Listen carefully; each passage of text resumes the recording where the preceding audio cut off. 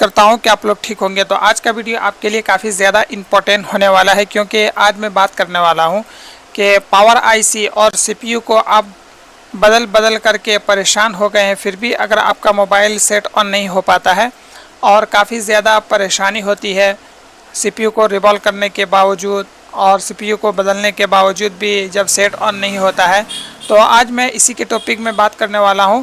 और इसमें मैं ये बताने वाला हूं कि पावर आईसी बदलने से पहले, सीपीयू चेंज करने से पहले हमें ये पता चल जाएगा कि हमारे पावर आईसी में प्रॉब्लम है या सीपीयू में प्रॉब्लम है, या फिर हमारा पावर आईसी ये है और सीपीयू जैसे यहाँ पर लगा हुआ है, ये सब बदलने और रिवॉल्व करने के बावजूद भी अगर आपका मोबाइल में यहाँ पर जैसे ये बक कॉइल लगा हुआ है, 1 2 3 4 5 बक कॉइल, जो कि आपका ये बक कॉइल VS2 है, और यहाँ पर आपका मॉडम VCore VPROC, तो ये सब जो बक कॉइल आपको नज़र आ रहे हैं ये फ्लक्चुएशन में रहता है, ये फ्लक्चुएट करता है। तो एक चीज़ का आप ध्यान देंगे, यहाँ पर MT357 CRB जो लगा हुआ है, इसमें इस आईसी जिस मोबाइल में लगा हुआ है उसमें अगर कई बार ऐसा है कि अगर यहाँ पर जैसे बक कॉइल फ्लक्चुएट कर रहा हो, तो इसका मतलब 100% ये नहीं है कि इस मोबाइल में शॉर्टिंग है या फिर इस मोबाइल में सीपीयू से प्रॉब्लम हो रहा है तब फ्लक्चुएशन कर रहा है। तो ऐसा नहीं है, इसमें कुछ लाइनें ऐसी है कि पावर आईसी सिर्फ हमारा लगाने से हमारा सेट ऑन नहीं होगा, इसके साथ कुछ और भी दिया गया है जिसमें आपको पावर आईसी को लगाने के बावजूद सेट ऑन नहीं होता है, तो फिर हमें क्या क्या चेक करना होता है, उन सब चीज़ों के बारे में मैं इस वीडियो में बताने वाला हूं। तो वीडियो शुरू करने से पहले मेरी आपसे एक रिक्वेस्ट है कि अगर आपने मेरे चैनल को सब्सक्राइब नहीं किया तो चैनल को सब्सक्राइब करके नोटिफिकेशन को ऑन कर लीजिए। और सबसे पहला स्टेप में ये पावर आईसी से एक लाइन आता है जो कि ये बक कॉइल है VS2 में जा करके इन होता है। उसके बाद यहाँ पर मॉडम VCore VPROC का लाइन बनता है, और यहाँ पर जो एक बक कॉइल है ये हमारा डेट से कोई मतलब नहीं है, ये नेटवर्क का प्रॉब्लम जब होता है तो VPA का एक लाइन होता है जो कि 0.6 से लेकर 3.2 वोल्ट या 7 वोल्ट समथिंग आपको देखने को मिलेगा। तो यहाँ पर अगर फ्लक्चुएट कर रहा हो ये 4 बक कॉइल, तो आपको क्या चेक करना होगा, यहाँ पर एक एक्सटर्नल बक कन्वर्टर आईसी लगा हुआ है जो कि आपको चेक करना है। उसके बाद यहाँ से जाता है VS2 के लिए इस बक कॉइल में, और यहाँ से आपका V812 में जाता है। तो इस सबसे पहले एक्सटर्नल बक कन्वर्टर आईसी के बारे में बात करूँगा कि इसमें कौन कौन से लाइन आकर के इन होता है।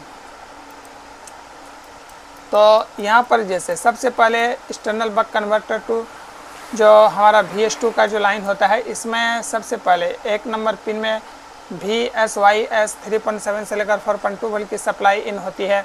उसके बाद यहाँ से एक पावर आईसी यानी VS1 का एक लाइन आकर के इन होता है 1 नंबर पिन पे। उसके बाद 2 नंबर पिन पर आपका फीडबैक के लिए 2 रजिस्टर लगा होता है जो हमारा यहाँ पर 2 नंबर पिन से इन होता है।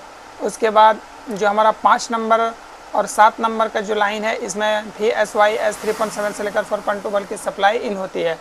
उसके बाद यहाँ पर जितने लाइनें इसके अंदर इन होने के बाद एक लाइन जो होता है यहाँ से आउट होता है एक्सटर्नल बक कन्वर्टर आईसी से, जो कि VS2 का एक वहाँ बक कॉइल आपको जो मैंने दिखाया वो यहाँ पर लगा हुआ है PL1401। उसके बाद यहाँ से होते हुए ये लाइन जो है आपका 1.4 वोल्ट की सप्लाई जो है ये VS2 के लिए जाता है, जो कि V812 में जा कर के इन होता है। तो V812 कहाँ पर लगा हुआ है इसको मैं एक बार आपको दिखा देता हूँ।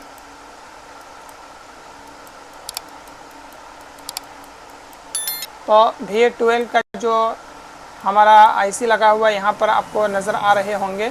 V812 जो सबसे पहले हमारा VS2 का इस कैपेसिटर पे आकर के हमारा इन होता है, 1.4 वोल्ट की सप्लाई आपको यहाँ पर मिलना चाहिए।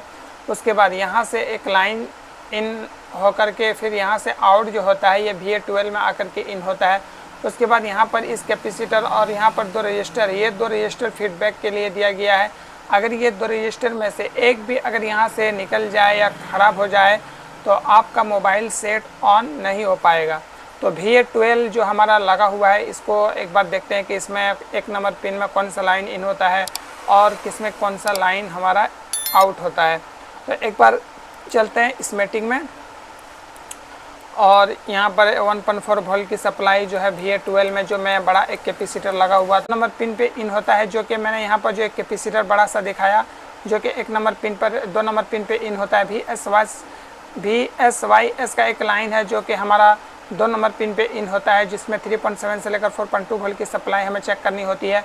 उसके बाद आउट होती है, ये तो इन हो गया और ये 2 नंबर पिन पर VSYS मिलना चाहिए। उसके बाद आउट जो होता है यहाँ से होता है वह VA12 का एक लाइन। ये लाइन जो है हमारा आगे जाने से पहले यहाँ पर फीडबैक के लिए 2 रजिस्टर लगाया गया है। ये 2 रजिस्टर में से कोई एक भी अगर ख़राब हो जाए तो आपका सेट ऑन नहीं हो पाएगा।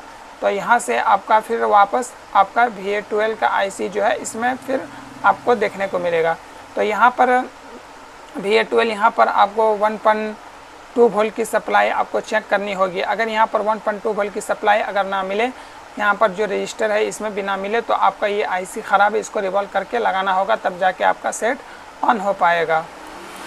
तो वो ये IC है। अगर ये IC ख़राब हो जाएगा तो आपका जो मोबाइल है ये सेट ऑन नहीं हो पाएगा और काफ़ी ज़्यादा परेशानी। तो इसको कर लेना है। अगर ये ठीक है और फिर भी अगर आपका मोबाइल फ्लक्चुएट कर रहा हो तो फिर 100% आपका जो प्रॉब्लम होगा, जैसे हमारा कई बार ऐसा होता है कि या भी प्रो का या भी कोर का लाइन होता है जो डायरेक्ट CPU से जुड़ा होता है, तो उसकी शॉर्टिंग आपको चेक करनी होगी। शॉर्टिंग अगर रहेंगे फिर भी आपका मोबाइल में जो डेट का कंडीशन बना हुआ रहेगा और सही से काम नहीं कर पाएगा। तो इस चीज़ का भी आपको ख्याल रखना बहुत ज़्यादा ज़रूरी है, तब जाके आपका सेट बिल्कुल प्रॉपर तरीक़ा से ऑन हो पाएगा।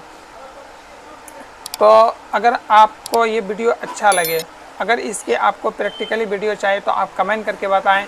मैं इसका प्रैक्टिकली वीडियो बना करके और मैं दिखाऊंगा, ताकि उसमें आपको कुछ ज़्यादा समझ में आएंगे और सीखने को मिलेंगे। तो वीडियो अगर आपको अच्छा थोड़ा सा भी लगा हो तो वीडियो को शेयर ज़रूर कीजिएगा, आपकी बड़ी मेहरबानी होगी।